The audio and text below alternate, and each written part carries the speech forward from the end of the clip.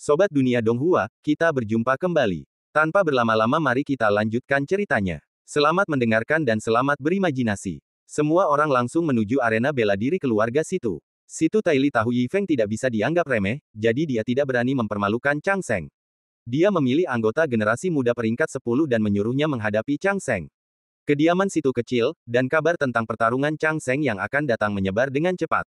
Kecuali para pelayan, sebagian besar keluarga berkumpul untuk menonton. Arena itu ramai dengan aktivitas. Arena itu berbentuk lingkaran, berdiameter 100 kaki. Dilapisi lempengan batu biru tebal dan keras, arena itu berkilau di bawah sinar matahari terbenam, berwarna merah darah dan biru tua. Di arena, Chang Seng, mengenakan setelan hitam, berdiri di tengah.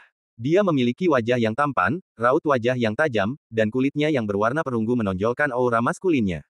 Di seberang Chang Seng berdiri seorang pemuda berkulit relatif cerah dengan tubuh yang proporsional.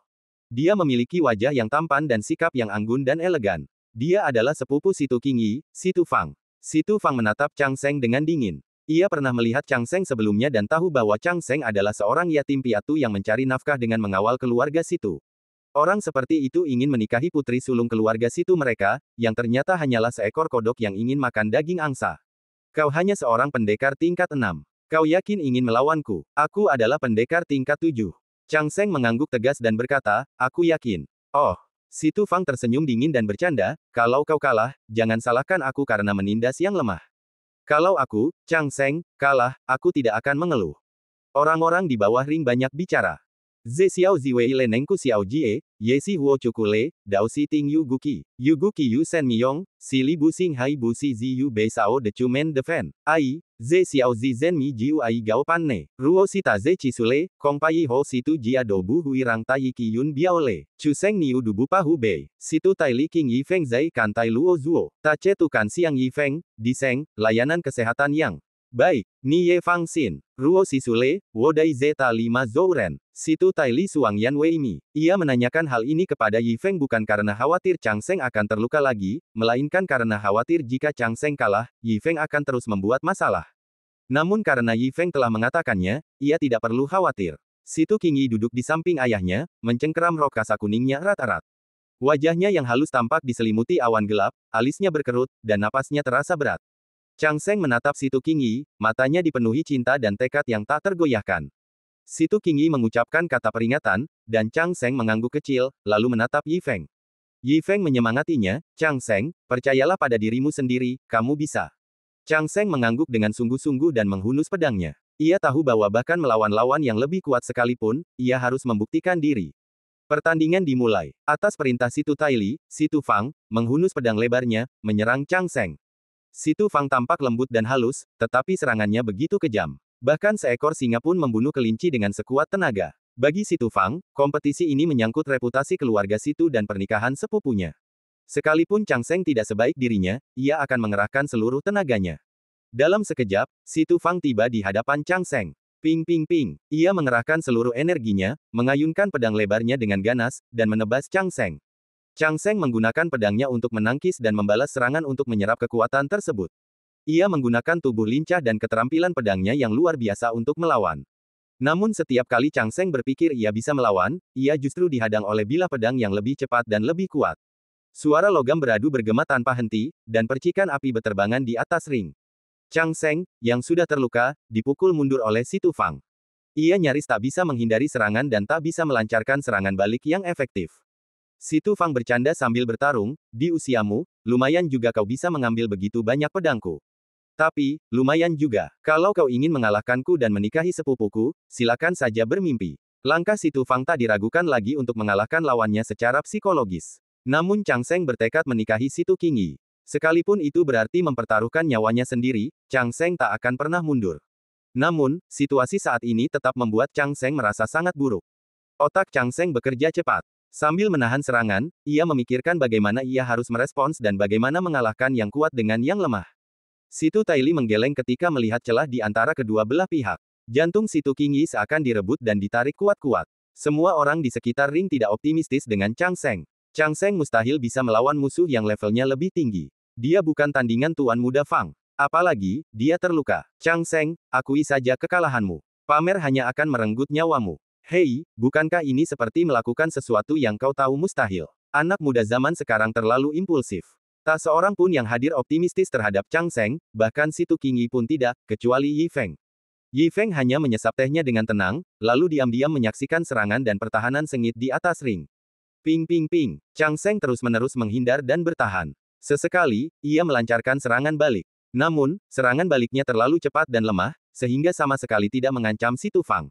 Semua orang mengira Chang Sheng akan segera dikalahkan. Namun, yang mengejutkan mereka, Chang Sheng, yang terus-menerus berada di ambang kekalahan, ternyata gigih. Pertarungan antara kedua pria itu semakin sengit, mencapai titik puncaknya. Si Tu Fang menyerang tanpa henti, tak mampu melukai Chang Sheng, yang kelincahan dan ilmu pedangnya luar biasa. Perlawanan dan penghindaran Chang Sheng yang terus-menerus hanya menguras energi si Tu Fang. Tuan Muda Fang sepertinya tak mampu mencapai Chang Sheng. Ya, mungkinkah Chang Sheng benar-benar bisa mengalahkan yang lebih kuat? Jika Tuan Muda Fang dikalahkan oleh orang yang terluka parah, yang tingkat kultivasinya lebih rendah darinya, itu akan sangat memalukan. Kerumunan di bawah ring bergumam. Di depan begitu banyak anggota klan. Si Tu Fang, yang sudah menjadi kultivator yang sangat terampil, mendengar rumor tersebut dan melihat ketidakmampuannya mengalahkan Chang Sheng semakin marah. Chang Sheng, seperti monyet, terus-menerus menghindari serangannya. Bagi si Tu Fang, ini sama sekali bukan pertarungan antar manusia. Chang Sheng hanyalah seorang pengecut. Chang Sheng, kukira kau akan melawanku seperti manusia, tapi siapa sangka kau malah berlarian seperti anjing liar. Kalau begitu, jangan salahkan aku karena kejam, kata si Tu Fang, lalu segera mengaktifkan teknik pedangnya. Niat pedang yang kuat menyelimuti pedang lebar itu, dan ia benar-benar ingin membunuh. Awalnya, si Tu Fang merasa kultivasinya tinggi, jadi ia tidak benar-benar membunuhnya. Namun Chang Sheng seperti monyet yang mempermainkannya, berlarian di arena, membuatnya kehilangan muka di depan anggota klannya. Pantas saja ia begitu kejam. Mendengar ini, hati Chang Sheng bergetar hebat. Serangan si Tu Fang sebelumnya hampir membuatnya tak berdaya. Sekarang, jika si Tu Fang benar-benar ingin bersikap kejam, situasinya mungkin akan memburuk. Begitu, Chang Sheng memikirkan hal ini. Serangan dahsyat si Tu Fang langsung datang seperti kekuatan yang luar biasa. Melihat ini, si Tu Qingyi sangat ketakutan. Ia langsung menangis ketakutan. Ia memohon kepada ayahnya untuk mengampuni Chang Sheng. Chang Sheng melawan serangan itu sekuat tenaga, dan mau tak mau ia ditebas oleh energi pedang itu. Dang, dang, dang. Pedang lebar itu berulang kali menebas pedang panjang, meninggalkan jejak darah di bilahnya. Setiap serangan si Tu Fang dipenuhi energi pedang yang dahsyat. Kekuatan yang menimbulkan rasa sakit yang luar biasa pada Chang Sheng. Mata si Tu Fang dingin, bibirnya melengkung membentuk lengkungan es. Rambutnya menari-nari liar, dan seperti gasing yang menghunus pisau, ia menebas Chang Sheng dengan kecepatan yang luar biasa. Dalam gerakan menghindar yang tergesa-gesa, Chang Sheng melihat sekilas si Tu Qingyi, memohon kepada ayahnya. Saat itu juga, Chang Sheng merasakan dendam, kemarahan, dan rasa malu berkobar sekali lagi. Tidak, Chang Sheng, tidak akan kalah. Ia akan menikahi gadis yang dicintainya, dan ia akan merawatnya seumur hidup.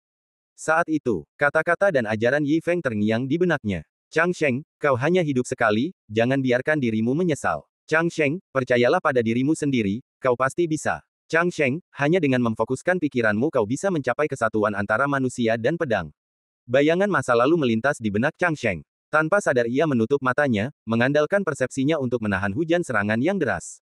Ada apa? Kenapa Chang Sheng menutup matanya? Apakah Chang Sheng menyerah? Tidak, dia menangkis serangan itu. Ini konyol. Chang Sheng ternyata mengandalkan persepsinya untuk menghindari serangan Tuan Muda Fang. Semua orang tercengang. Hanya Yi Feng yang mengangkat sudut mulutnya. Pada saat ini, aura yang mencengangkan tiba-tiba meletus dari Chang Sheng. Aura ini setajam silet, bagaikan energi pedang yang meluap, tak terhentikan.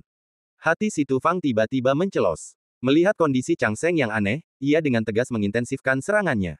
Dentingan lain menyusul, percikan api beterbangan kemana-mana, pedang dan golok saling bersilangan, dan cahaya dingin bersinar. Detik berikutnya, suara teredam bergema dari tubuh Chang Sheng. Bang, auranya melonjak. Apa? Kepala keluarga Situ dan seluruh anggota keluarga Situ tanpa sadar berdiri. Mereka tercengang, mata mereka terbelalak. Ini, Chang Sheng benar-benar berhasil menembus di tengah pertempuran. Memang, ranahnya sekarang sama dengan Tuan Muda Fang, keduanya berada di level ke-7 Master Bela Diri. Jenius. Chang Sheng memang jenius. Dia tidak hanya bisa mengalahkan yang kuat dengan yang lemah dalam ratusan jurus, dia juga bisa bertarung melalui persepsi, dan bahkan mencapai terobosan dalam menghadapi keputusasaan. Penampilan Chang Sheng memukau semua orang. Situ Taili menatap tajam Chang Sheng di atas ring, raut wajah penuh keheranan terpancar di wajahnya. Ia menyadari bahwa Chang Sheng bukan hanya mencapai terobosan di medan perang. Pertempuran di atas ring terus berlanjut. Dengan mata terpejam, Chang Seng berubah dari pasif melawan musuh menjadi menghadapi Si Tu Fang dengan kekuatan yang seimbang. Keduanya saling beradu, permainan pedang misterius itu mengejutkan Si Tu Fang dan meninggalkannya dengan beberapa luka. Si Tu Fang menggertakkan gigi, matanya merah saat ia memelototi Chang Seng, menahan rasa sakit saat Chang Seng menebasnya dengan ganas. Tepat ketika semua orang menghela napas lega, mereka langsung terperanjat lagi. Tidak, Chang Seng bukan hanya mencapai terobosan, ia tampaknya sedang mempelajari teknik pedangnya sendiri. Sebuah batu memicu ribuan gelombang. Detik berikutnya, gelombang diskusi dan seruan menyapu ring bagaikan air pasang. Si Tu Fang merasakan kekuatannya semakin kuat, namun energi pedangnya tak mampu melukai Chang Seng sedikit pun. Rasa jijiknya terhadap Chang Seng lenyap, digantikan oleh rasa takut. Kondisi Chang Seng saat ini sangat membebaninya. Deru diskusi yang tak henti-hentinya tidak membuatnya gentar. Ia memasuki kondisi mistis yang mendalam. Berbagai jurus pedang mulai menari sendiri di benak Chang Seng. Meskipun ia tetap diam, serangan Si Tu Fang terasa begitu nyata. Dengan setiap serangan, Chang Seng menangkisnya dengan satu tebasan, tarik, ketuk, angkat, tusuk, tebas, dan usap. Teknik-teknik pedang fundamental ini seakan menyatu dengannya, seolah-olah ia sendiri adalah pedang paling tajam. Pikirannya berpacu, Chang Seng tanpa sadar memasuki kondisi penguasaan. Dalam kondisi yang mendalam ini, Chang Seng terus-menerus mengalahkan Si Tu Fang. Kelemahannya sebelumnya tersapu, dan sejak saat itu, segudang energi pedang berputar. Melalui serangkaian serangan, Chang Seng akhirnya memahami kebenaran. Inilah penyatuan manusia dan pedang. Detik berikutnya, mata Chang Seng terbuka. Cahaya pedang yang menyala-nyala tampak berkobar di pupil matanya, mengancam akan meledak. Chang Seng tiba-tiba melompat, memegang pedang panjang, dan menebas ke bawah. Zirah hitamnya mengeluarkan suara keras. Pedangnya yang tajam, yang membelah langit, memancarkan suara dengungan yang memekakan telinga. Dang, suara nyaring seperti lonceng besar, menggetarkan pikiran semua orang dan membuat bulu kuduk meremang. Pedang panjang Si Tu Fang terbelah dua. Ding, pedang panjang yang patah itu jatuh di atas lempengan batu biru. Si Tu Fang merasakan hawa dingin di lehernya. Rasa dingin itu langsung menjalar ke seluruh tubuhnya, membuat rambutnya berdiri dan pupil matanya mengecil hebat.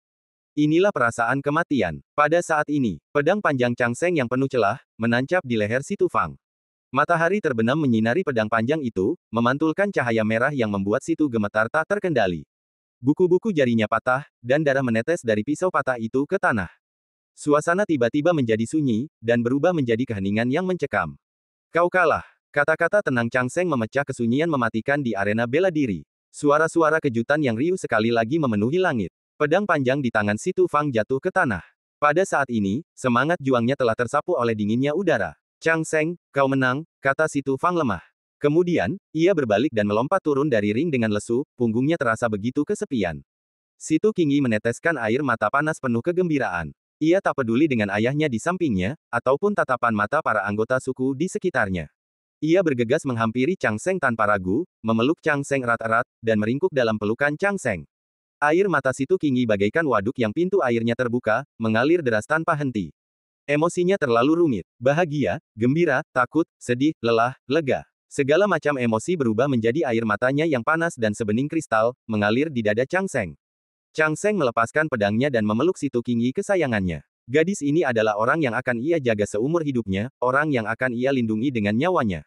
Ia membiarkan air mata Si Tu Qingyi mengalir di luka-lukanya. Rasa sakit yang menyengat membuatnya mengingat momen dan kejadian ini di dalam hatinya.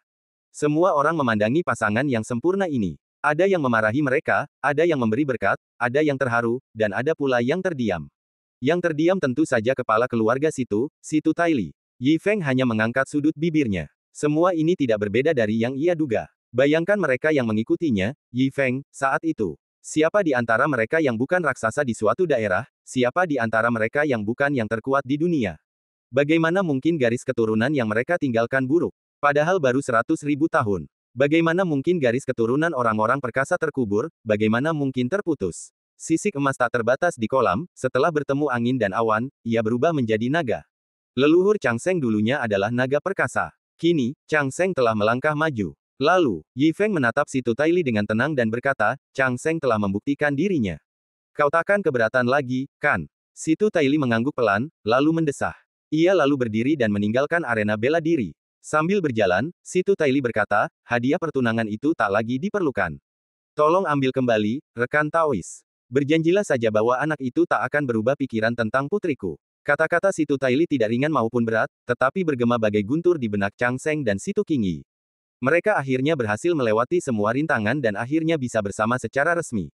Chang Seng menangkup pipi Situ Qingyi dan menciumnya. Wajah oval Situ Qingyi merona semerah buah persik matang. Ayo, Qingyi, kita pergi berterima kasih kepada saudara Yi Feng. Situ Qingyi menyeka air matanya dan mengangguk malu-malu. Keduanya tiba di depan Yi Feng dan berkata serempak, terima kasih, saudara Yi Feng, atas bantuanmu. Yi Feng tersenyum lembut, senyumnya bagaikan angin musim semi dan hangatnya matahari. Tidak perlu berterima kasih padaku. Ini semua berkat kegigihanmu dan kemampuan Chang Seng yang sesungguhnya. Kata Chang Seng malu-malu. Terima kasih kepada saudara Yi Feng karena telah mengajariku ilmu pedang dan menanamkan kepercayaan diri. Tampaknya, aku tidak akan mampu mengalahkan musuh tangguh seperti Situ Fang sendirian, apalagi mencapai terobosan dan mewujudkan kesatuan manusia dan pedang. Yi Feng menepuk bahu Chang Seng dengan lembut dan berkata lembut, baiklah, kau harus mengonsolidasikan kultivasimu dulu, dan habiskan waktu dengan pacarmu. Rona merah di wajah Situ Qingyi, yang baru saja memudar, kembali muncul. Aku akan kembali dan membuatkanmu sup ayam, kata Yi Feng sambil tersenyum, lalu pergi sendiri. Saat itu, Situ Taili, yang sedang duduk bersila di kamarnya, tiba-tiba teringat sebuah suara. Hadiah pertunangan masih ada di aula. Ambil sendiri. Keluarga Chang sedang melamar, jadi mengapa mereka tidak punya hadiah pertunangan yang layak? Kata-kata Yi Feng tenang namun tak terbantahkan. Suara ini, bagaikan suara Dharma, membuat hati Situ Taili bergetar hebat. Di saat yang sama, menyaksikan tawa di halaman, sang ayah tertegun sejenak, dan senyum tipis muncul di wajahnya. Saat itu, ia akhirnya menerima kenyataan ini sepenuhnya. Hari-hari berlalu dengan tenang dan damai. Setelah duelnya dengan Situ Fang, Chang Seng perlahan-lahan mendapatkan pengakuan dari keluarga Situ. Lagi pula, Situ Fang beberapa tahun lebih tua dari Chang Seng. Selama duel, semua orang menyaksikan Chang Seng memejamkan mata, mengandalkan indranya untuk menghindari serangan. Mereka juga menyaksikan kesadaran dan terobosan Chang Seng yang tiba-tiba menyadari bahwa meskipun latar belakangnya sederhana, Chang Seng adalah pendekar pedang yang langka. Terlebih lagi, Chang Seng memiliki Yi Feng yang kejam dan tak kenal ampun di belakangnya. Ia memperlakukan harta karun seperti sampah. Senjata dan teknik tersebut sungguh bermanfaat bagi keluarga Situ. Namun, faktor terpenting adalah sikap kepala keluarga, Situ Taili, terhadap Chang Seng. Meskipun Situ Taili tidak banyak bicara, ia telah mengatur agar anggota klan mengatur pernikahan untuk putrinya dan Chang Seng. Ini adalah bentuk dukungan nyata. Meskipun tak terucapkan, semua orang dapat melihat bahwa Situ Taili senang dengan menantunya. Chang Seng merasakan ketakutan tertentu terhadap Situ Taili. Ini adalah tekanan psikologis sebagai menantu, perasaan seperti pencuri. Setelah membesarkan putrinya selama hampir 1 dekade, hanya untuk direnggut darinya dalam sehari, Situ Taili pasti merasa sangat tidak enak. Tapi apa yang bisa ia lakukan? Pria seharusnya menikah ketika mereka sudah cukup umur, dan wanita seharusnya menikah ketika mereka sudah cukup umur. Lagi pula, Chang Seng sungguh luar biasa. Hari itu, Situ Qingyi membawa Chang Seng untuk menawarkan teh kepada ayahnya. Ini bukan acara minum teh formal, melainkan sapaan biasa, yang dimaksudkan untuk mendekatkan kedua pria terdekatnya.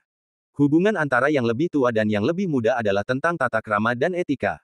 Di bawah bimbingan Situ Qingyi, Chang Seng memperlakukan calon ayah mertuanya dengan penuh hormat. Dengan sedikit terbata-bata dan gugup, ia menghafal beberapa pujian. Misalnya, bermartabat, luar biasa, tangguh seperti gunung. Situ Taili terdiam, hampir menyemburkan teh ke wajah anak laki-laki itu. Namun melihat ekspresi khawatirnya, ia tak bisa menahan diri untuk tidak menganggapnya lucu. Dulu, ketika Situ Taili berurusan dengan ayah mertuanya, hubungannya tidak jauh lebih baik daripada Chang Seng sekarang. Situ Taili meletakkan cangkir tehnya, menekan gejolak emosi di dalam dirinya. Ia berkata dengan tenang, baiklah, persiapkan pernikahannya. Jika kau butuh sesuatu, mintalah pengurus rumah. Ngomong-ngomong, Chang Sheng, apakah Tuan Yi Feng ikut denganmu hari ini? Karena Chang Sheng telah menjadi anggota keluarga, dan mengetahui betul latar belakang Yi Feng yang luar biasa, Situ Taili tentu saja mengubah alamatnya. Saudara Yi Feng ada di sini, jawab Chang Sheng. Situ Taili mengangguk kecil dan berkata, ya, saya hanya ingin membicarakan sesuatu dengan Tuan Yi. Setelah itu, pasangan muda itu, ditemani ayah mereka, berjalan menyusuri koridor dan halaman untuk mencari Yi Feng. Sepanjang jalan, rumah Situ dihiasi dengan lampu dan dekorasi, sebuah tontonan yang meriah. Pilar dan kusen jendela dihiasi dengan karakter, merah besar. Lorong dan kusen pintu dihiasi dengan lentera merah besar. Suasana meriah menyelimuti Situ Mansion, dan wajah semua orang berseri-seri dengan senyum. Anak-anak, kurang lebih, memegang beberapa permen di tangan mereka. Mereka berkejaran dan bermain di sekitar mansion, memeriahkan suasana. Biasanya, pola asuh keluarga Situ ketat, membuat anak-anak ini terkurung. Akhirnya, mereka menemukan alasan untuk bermain bebas. Namun ketika melihat Situ Taili lewat, mereka semua minggir, kepala tertunduk, tak berani mengucapkan sepatah kata pun, takut ditegur oleh kepala keluarga. Situ Taili hanya melirik mereka tanpa ekspresi dan tak berkata apa-apa lagi. Ketegasan dan kehadiran yang berwibawa adalah ciri khas seorang kepala keluarga. Namun, karena acara bahagia sudah dekat, ia ingin anak-anaknya bersantai dan merayakan. Lagi pula, ketegangan yang berlebihan bukanlah hal yang baik, keseimbangan antara bekerja dan istirahat sangatlah penting. Setelah kepala keluarga pergi, anak-anak, yang terkejut sekaligus gembira karena tak mendapat teguran darinya, kembali bermain liar. Tawa riang memenuhi udara, angin sepoi-sepoi membelai sutra merah, dan kediaman Situ dipenuhi suasana meriah dan damai. Situ Taili dan dua orang lainnya segera menemukan Yi Feng di halaman depan. Yi Feng, masih berpakaian putih, duduk dengan tenang di bangku batu, menyeruput teh dan sesekali mengamati perabotan kediaman. Situ Taili tahu bahwa Yi Feng, meskipun tampak acuh tak acuh, sebenarnya sangat memperhatikan dekorasi kediaman, berpura-pura acuh tak acuh.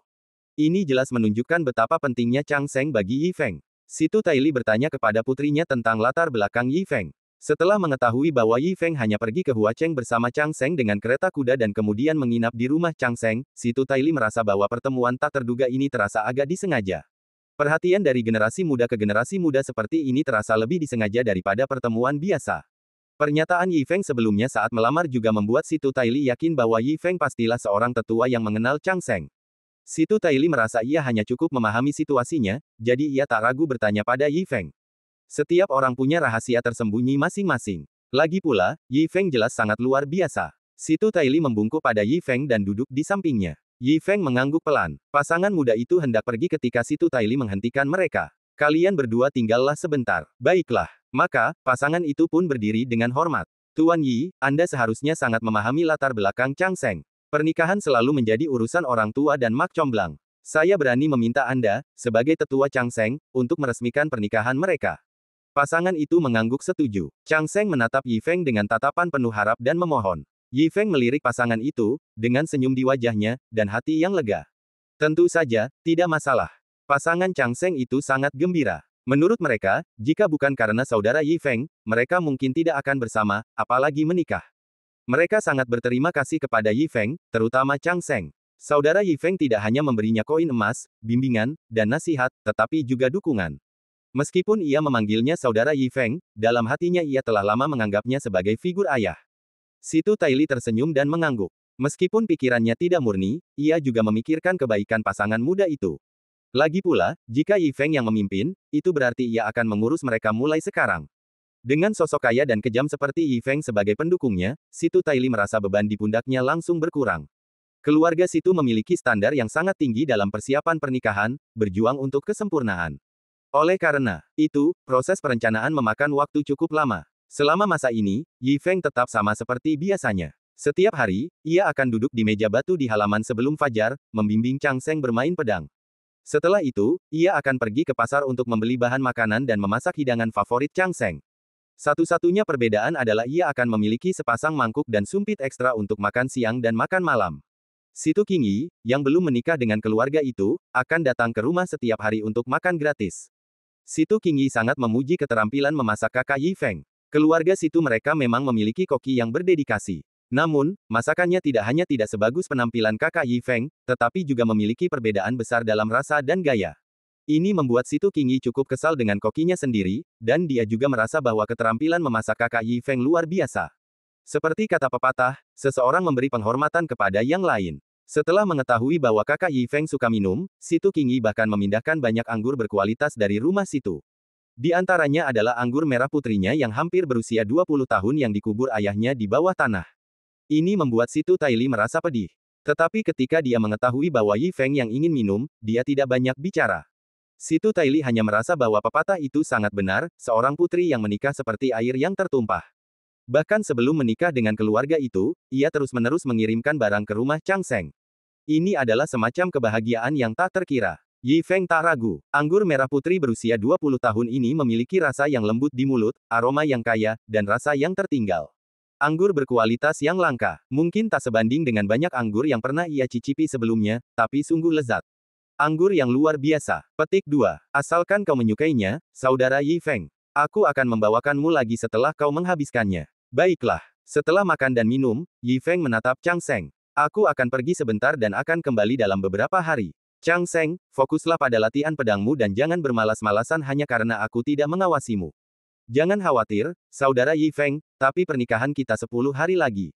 Kau mau kemana? Apa kau bisa kembali? Tanya Chang Seng ragu. Yi Feng tersenyum lembut dan berkata, jangan khawatir, aku bisa kembali. Setelah itu, Yi Feng berdiri dan bersiap untuk pergi. Sebuah pikiran tiba-tiba terlintas di benaknya, dan ia berhenti sejenak. Ngomong-ngomong, berikan aku beberapa undangan pernikahanmu. Situ Qingyi segera mengambil beberapa undangan tertulis dan dengan hormat menyerahkannya kepada Yi Feng. Setelah mengucapkan selamat tinggal, Yi Feng mengambil anggur berkualitas dan berjalan keluar dari halaman, menghilang di antara jalanan panjang Huacheng. Langit dipenuhi bintang-bintang yang berkelap-kelip, membentuk galaksi yang luas. Di ujung galaksi yang jauh, berdiri sebuah bintang redup. Layaknya setitik debu, ia tak berarti di galaksi yang luas. Yi Feng berdiri di kehampaan, di atas planet ini, merasakan kegersangannya, kebusukannya.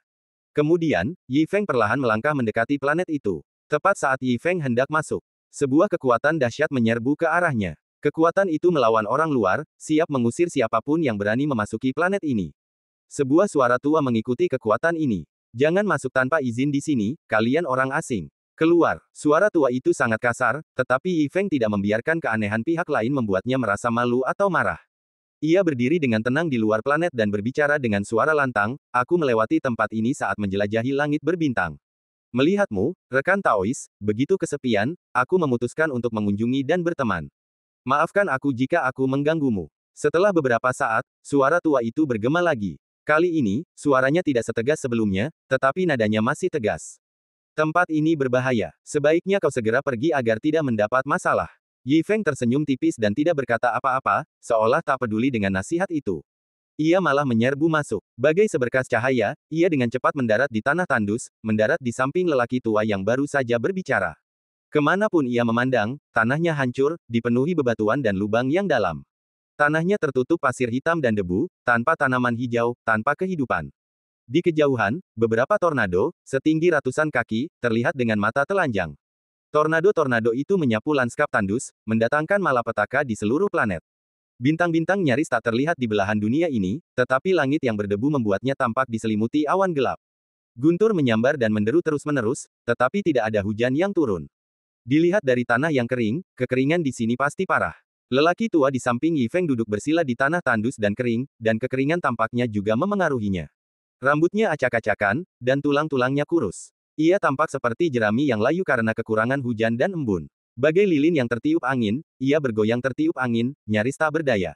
Lelaki tua itu sangat marah ketika melihat Yi Feng menerobos masuk tanpa menyapanya. Ia hendak memarahinya. Tetapi Yi Feng berbicara lebih dulu, rekan Taois, karena kau sudah di sini, apa gunanya bicara lagi?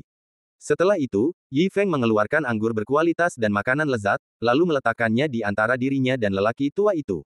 Aku hanya ingin minum dan butuh teman minum. Aku kebetulan bertemu denganmu, rekan Taois. Maukah kau ikut minum? Hidung lelaki tua itu berkedut saat aroma anggur dan daging yang lembut memenuhi paru-parunya. Aroma yang sudah lama tak ia cium. Ia merasakan perutnya bergejolak dan air liurnya keluar. Pria tua itu menelan ludah, matanya tiba-tiba berbinar. Raut keserakahan melintas di wajahnya, namun ia berusaha keras menahannya. Pria tua itu tidak ingat sudah berapa lama ia berada di sini. Sejak bertugas di sini, ia belum makan sesuap pun, apalagi mencicipi anggur berkualitas. Anggur dan daging yang lezat itu tak diragukan lagi menggugah selera makannya. Seperti kata pepatah, makanan dan seks adalah kodrat manusia, itu kodrat dan naluri manusia. Meskipun ia bisa berpuasa, ia tak sabar untuk melahap hidangan lezat yang diantarkan ke depan pintunya. Lagi pula, makanan dan anggur lezat seperti itu, yang diantarkan ke depan pintunya, mungkin baru akan kembali ribuan, bahkan puluhan ribu tahun lagi. Pria tua itu melirik Yi Feng dan berpikir pemuda itu tampak ramah dan tidak berbahaya. Ia berkata, kau benar. Karena kau di sini, aku akan minum beberapa gelas denganmu. Tapi jangan berkeliaran, anak muda. Ada beberapa makhluk berbahaya di planet ini. Setelah itu, pria tua itu meneguk anggur dari toplesnya. Menyegarkan. Ia lalu mengambil kaki domba dan menggigitnya beberapa kali, mengunyahnya dengan mulut penuh minyak. Renyah, renyah. Ia tak sanggup menelan kelezatan itu bulat-bulat, ia ingin mengunyahnya dengan hati-hati, menikmati dagingnya yang berair. Ayo, teman muda, bertemu adalah takdir. Sebagai tuan rumahmu, aku akan meminjamkanmu anggur untuk bersulang. Yi Feng tersenyum, mengangkat toples anggur, dan berdenting-denting dengan pria tua itu. Ia lalu minum dengan lahap. Anggur yang enak, anggur yang enak. Sudah lama sekali aku tidak minum anggur seenak ini. Benar-benar menyegarkan, hahaha. Kegembiraan pria tua itu semakin bertambah saat ia makan dan minum. Seiring suasana memanas, jarak di antara mereka berdua perlahan menghilang. Sambil minum bersama pria tua itu, Yi Feng mengamati lingkungan sekitar yang kumuh dan bertanya, aku penasaran, kenapa kau tinggal sendirian di sini? Teguk, teguk. Pria tua itu menyesap anggur dan menelan makanannya. Ia lalu menyeka minyak dari sudut mulutnya dengan lengan bajunya yang compang camping. Pria tua itu berkata dengan santai, temanku, tolong jangan bertanya hal yang tidak seharusnya. Ini bukan rahasia yang bisa kau bongkar. Aku tidak memberitahumu demi kebaikanmu sendiri. Yi Feng tersenyum tipis, menunjukkan sedikit kepasrahan. Lalu ia bertanya, mau main catur? Mata pria tua itu berbinar, dan ia berkata dengan riang, oke, ayo main beberapa kali. Yi Feng menyingkirkan makanan dan anggur, lalu dengan tenang mengambil papan catur dan meletakkannya di tanah. Pria tua itu tak sabar untuk berkata, aku akan main hitam dulu. Pah! Pria tua itu segera menyusun bidak-bidaknya, mendesak, teman muda, cepatlah dan mulai. Meskipun aku sudah bertahun-tahun tidak bermain melawan siapapun, aku bermain melawan diriku sendiri dalam pikiranku setiap hari. Hari ini, aku akan menunjukkan keahlianku. Jelas, pria tua itu sangat percaya diri dengan kemampuan caturnya. Bermain melawan dirinya sendiri dalam pikiran telah menjadi satu-satunya cara untuk menghabiskan waktu. Yi Feng menyusun bidak-bidak putihnya dengan santai. Mereka berdua bermain semakin cepat, gerakan mereka melesat. Bidak-bidak hitam putih di papan semakin besar dan padat. Tepat ketika lelaki tua itu merasa kemenangannya sudah pasti, senyumnya semakin lebar. Gerakan cerdik Yi Feng membalikkan keadaan. Permainan indah ini membuat lelaki tua itu takjub. Ia merasa Yi Feng baru saja menemukan emas, dan senyumnya perlahan memudar. Ronde itu tidak dihitung. Aku ceroboh. Aku hampir menang. Kau sangat beruntung. Yi Feng melepaskannya, tersenyum, beruntung, beruntung. Ini berlangsung beberapa kali. Setiap kali, lelaki tua itu mengira ia berada di ambang kemenangan. Namun, tepat di saat-saat terakhir, Yi Feng akan melakukan satu atau dua gerakan brilian untuk membalikkan keadaan dan menang. Meskipun lelaki tua itu menerima kekalahan dengan keyakinan, ia juga merasakan kepuasan yang tak terpenuhi. Lelaki tua itu mendesah, ini benar-benar kasus ombak di belakang mendorong ombak di depan, masing-masing lebih kuat dari yang sebelumnya. Ia mengamati Yi Feng dengan mata kuningnya, merasa bahwa pemuda itu sangat berbakat namun juga cukup pendiam. Tiba-tiba, perasaan yang tak terjelaskan muncul di lubuk hatinya. Ia tiba-tiba teringat seseorang yang sangat ia hormati, bertahun-tahun yang lalu, yang pernah seperti ini sebelumnya. Pemuda di hadapannya merasakan deja vu, namun ingatannya kabur. Orang itu sangat penting, tetapi ia tak bisa mengingat wajahnya. Pria tua itu memegangi kepalanya, memeras otaknya untuk mengingat. Ia merasakan sakit yang tajam di kepalanya. Setelah memeras otaknya tanpa hasil, ia menatap Yi Feng dengan tatapan membara. Anak muda, penampilanmu, sikapmu, cara bicaramu, aku merasa sangat familiar. Kau bukan hanya lewat di sini, kan? Kau siapa? Yi Feng tersenyum, tetapi tidak langsung menjawab pertanyaan lelaki tua itu. Ikut aku. Aku sudah menyiapkan hadiah untukmu. Setelah itu, Yi Feng melesat menuju cakrawala. Lelaki tua itu bingung. Setelah ragu sejenak, ia pun mengikutinya. Hadiah, yang disebutkan Yi Feng membangkitkan rasa ingin tahunya, membuatnya ingin menjelajah. Keduanya mencapai langit berbintang dan berdiri berdampingan. Mereka menatap planet tandus itu dari kejauhan, redup dan tak berarti di atas langit berbintang. Yi Feng tersenyum dan melambaikan tangannya. Planet tandus dan suram itu langsung berubah. Debu hitam di atasnya tersapu, mengubahnya menjadi bola kaca transparan yang bercahaya. Di dalam planet itu, seekor naga hitam raksasa terkurung. Naga itu begitu besar sehingga jika ia merentangkan lengannya, ia bisa melilit planet itu beberapa kali. Namun kini, naga itu benar-benar tak bernyawa. Lelaki tua itu ngeri melihat ini. Tubuhnya yang kurus kering gemetar tak terkendali, dadanya yang kurus naik turun dengan hebat. Ia tersentak, naga itu mati. Suaranya dipenuhi keterkejutan dan emosi, kata-kata tak mampu mengungkapkan perasaannya saat ini. Pria tua itu telah menempatkan dirinya di planet ini selama bertahun-tahun yang tak terhitung jumlahnya, mengabdikan diri untuk menekan naga itu. Untuk menaklukkan naga itu, ia meninggalkan keluarga dan teman-temannya, seperti naga itu, diasingkan dan dipenjara di planet ini. Yang tersisa baginya hanyalah angin dan pasir abadi serta kesepian yang tak berujung. Emosinya perlahan memudar, ingatannya kabur, dan hidupnya semakin menjauh. Namun ia tak pernah meragukan keyakinannya, tak pernah goyah dalam tekadnya untuk tetap di sini. Kini, naga itu, yang pernah disegel tetapi tidak dibunuh, telah mati. Ini berarti ia bebas. Tak lagi terikat oleh naga itu, tak lagi sendirian di tempat ini. Ia bertanya-tanya berapa banyak mantan teman dan keluarganya yang masih hidup. Emosi yang tak terhitung jumlahnya, seperti pohon layu di musim semi, diam-diam tumbuh dan berkembang di dalam dirinya. Ia menatap Yi Feng dengan tatapan membara, semangatnya semakin cerah. Pria tua itu berseru, bolehkah saya bertanya siapa Anda, rekan Tao, dan mengapa Anda menawarkan bantuan? Nada suaranya menjadi sangat sopan dan hormat, saat ia menganggap Yi Feng sebagai dermawannya. Yi Feng dengan tenang menatap planet yang dulu tandus, kini transparan. Dengan jentikan lengan bajunya, planet itu lenyap menjadi abu, lenyap tanpa jejak, bahkan tanpa suara. Yi Feng mendesah penuh emosi, saat itu, semua berkatmu. Berkat pengabdianmu yang tanpa pamrih, kesediaanmu untuk berkorban selama bertahun-tahun dalam perang melawan alien, kami mampu mencapai kemenangan akhir kami. Mata lelaki tua itu terbelalak mendengar kata-kata ini, emosinya, yang baru saja tenang, melonjak sekali lagi. Kenangan masa lalu yang berdebu berkelebat di depan matanya seperti cahaya dan bayangan, ingatannya perlahan kembali ke kesadarannya. Pria tua itu mengamati Yi Feng dengan saksama, lalu berbicara dengan penuh semangat, suaranya bergetar, kau. Saat lelaki tua itu menatap wajah Yi Feng, yang tampak seperti patung pahatan, perasaan familiar itu semakin kuat. Semua ingatannya yang terlupakan muncul kembali, dan wajah Yi Feng perlahan bertumpang tindih dengan wajah yang jauh di dalam hatinya. Seketika, lelaki tua itu teringat segalanya. Air mata mengalir di wajahnya, dan ia terisak tak terkendali. Ia berlutut di udara, bersujud di hadapan Yi Feng, menahan tangis, lidah memberi salam pada Tuan, memberi salam pada Tuan. Aku tidak mengenalimu, Tuan, tolong jangan salahkan aku. Bayangan masa lalu muncul kembali di benak lelaki tua itu. Ia dan saudara-saudaranya bertempur dalam pertempuran berdarah melawan alien. Sementara mereka menyegel naga iblis, ia menawarkan diri untuk tetap tinggal. Bertahun-tahun berlalu, dan pemandangan di hadapannya perlahan menjadi monoton dan berulang. 100.000 tahun. Dalam sekejap mata, 100.000 tahun telah berlalu. Pertempuran yang menggemparkan itu terasa seperti baru kemarin. Wajah rekan-rekannya, yang telah bertempur bersamanya dalam pertempuran berdarah dan dengan gagah berani membunuh musuh, masih tampak muda. Namun kini, ia hanyalah seorang lelaki tua yang rapuh dan keriput. Lidah menghela napas, namun juga merasa sangat gembira. Ia telah mendengar sang tuan berkata kemenangan.